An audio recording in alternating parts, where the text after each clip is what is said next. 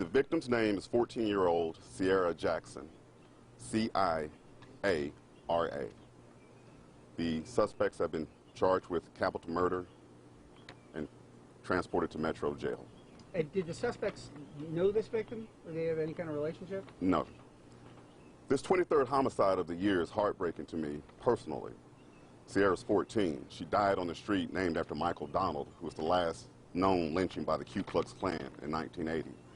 40 years later, more innocent blood is shed on that street that's supposed to memorialize the death, sacrificed. And a black girl is gunned down on that street by a black man. Is disgusting. I've said it. There's a subculture of gun violence in the city of Mobile with young black men. It's high damn time we did something about it. I said it.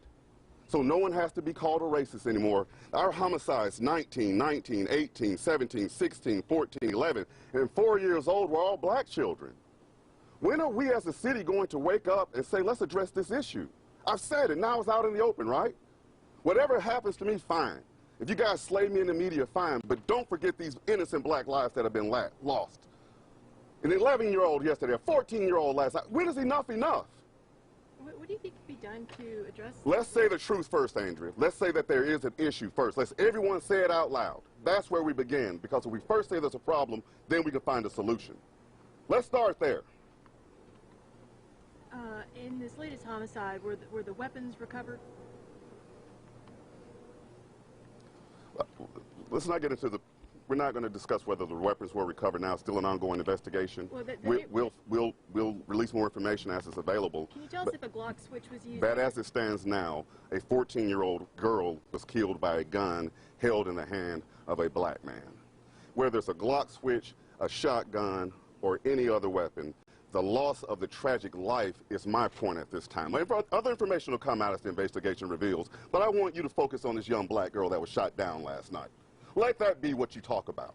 Let that be along with the 11-year-old that was killed the other night. Can you tell us anything about her? I mean, does she live in that neighborhood? Was she visiting there? Well, as more information comes available, I'm sure we'll reach out to you guys, and maybe even her family might be. But as it stands now, I don't want any of this lost.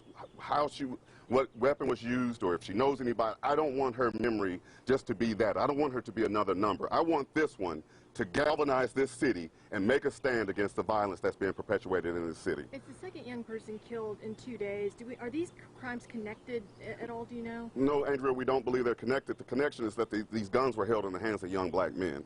We need to figure out, young black men, why are you always grabbing weapons to solve these problems? Not all, but the incidents I just named are. Why? There must be a better solution than killing somebody. There has to be a better solution. Were both of these individuals armed and firing that are in custody now? They're both charged with capital murder and shooting into an occupied vehicle. So, they wouldn't have those charges if we couldn't prove that they were shooting a gun. And what were they aiming at? I mean, were they? Well, were they targeting I would say they were aiming at Sierra, wouldn't you?